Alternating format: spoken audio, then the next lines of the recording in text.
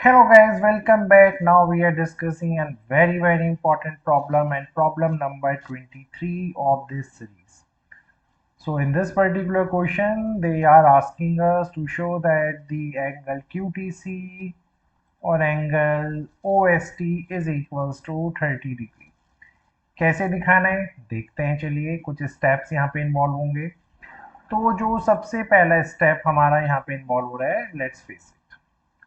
सबसे पहले आप देखो, इस ट्राइंगल को हम फोकस करते हैं QTP को। तो ट्राइंगल QTP में मैं यहाँ पे सबसे पहले देखता हूँ कि यहाँ एग्जैक्टली होने क्या जा रहा है और उसके अकॉर्डिंगली वी विल सी।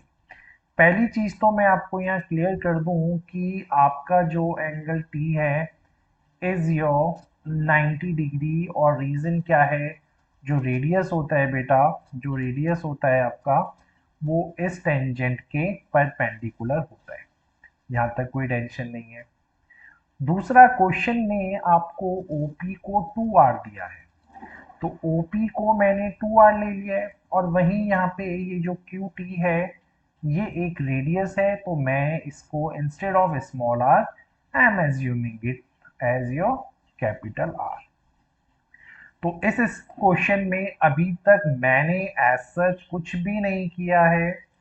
मैंने बस आपको यहाँ पे एक रिलेशन ये दिया है कि जो ये आपका रेडियस था OT नाम का, वो आपके टेंजेंट के 90 डिग्री है, आप यहाँ देख सकते हो। इसके अलावा अभी तक हमने इस स्लाइड में कुछ भी डिस्कस नहीं किया। Now let's move towards your next slide. अब यहाँ पे क्या होता है देखो, अब होता क्या है बेटा, आपको भी पता है कि अगर ये कोई ट्राइंगल है आपका और अगर यहाँ पे 90 डिग्री होता है तो 90 के सामने वाले को आप हाइपोटेनस बोलते हैं। और ट्रिग्नोमेट्री में अगर आपने देखा था, अगर ये एंगल आपका थीटा है तो इस सामने वाली साइड को, देन थीटा के सामने वाली साइड को आप परपेंडिकुलर बोलते हैं। और 90 डिग्री और उस पर्टिकुलर एंगल के बीच वाली साइड को we use to call it as base. So in the same figure you can see the figure is again the same। उसी ट्राइंगल की बात चल रही है, that is your triangle QTP में। QTP में you guys can see angle जो T है हमारा, उसके सामने जो होगा वो हाइपोटेनस होगा। क्योंकि मैं यहाँ एंगल O की बात कर रहा हूँ तो एंगल O के सामने ये परपेंडिकुलर होगा। और 90 और उस एंगल के बीच में जो भी होता है वो बेस होता है। ये सेम वही चीज है जो हमने यहाँ पे डिस्कस करी थी। अब अगर मैं यहाँ पे cos थीटा को अप्लाई करूँ, अगर मैं देखूँ cos एंगल में कौन सा फोकस कर रहा हूँ यहाँ पे, एंगल O, तो मैंने इस पूरे का नाम लिख दिया आपका TOP। तो अगर मैं कोसाइन एंगल लगाऊं इस TOP में तो हमें पता है वो होता है कर्ली ब्लैक हेयर, यानी B/H। इस क्वेश्चन में बेस कौन है, OT। इस क्वेश्चन में H कौन है, OP। तो OT का वैल्यू आपको पता था R है, हाइपोटेनस आपका 2R है, OP।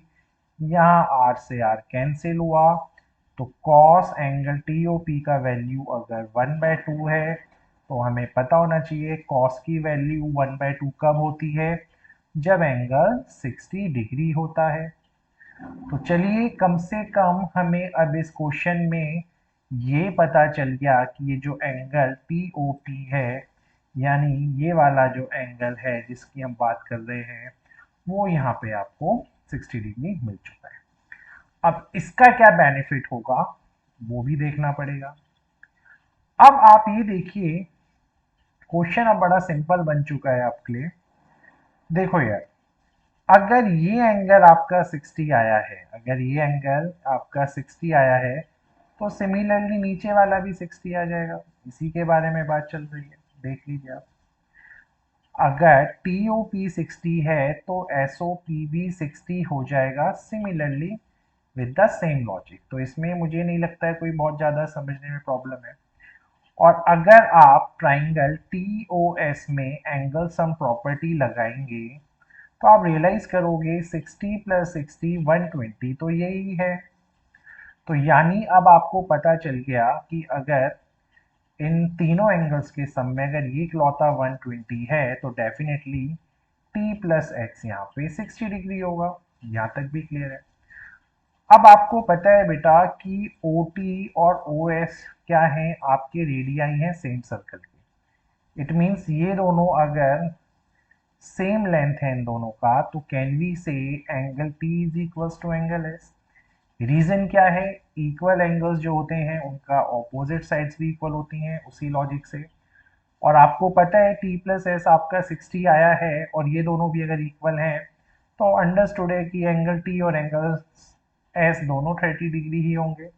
और अगर ये दोनों 30 डिग्री हैं तो क्लियरली OTS और OST जो इनके नेम थे ओरिजिनल, उनका आंसर यहाँ 30 आ गया। And now this question has been done.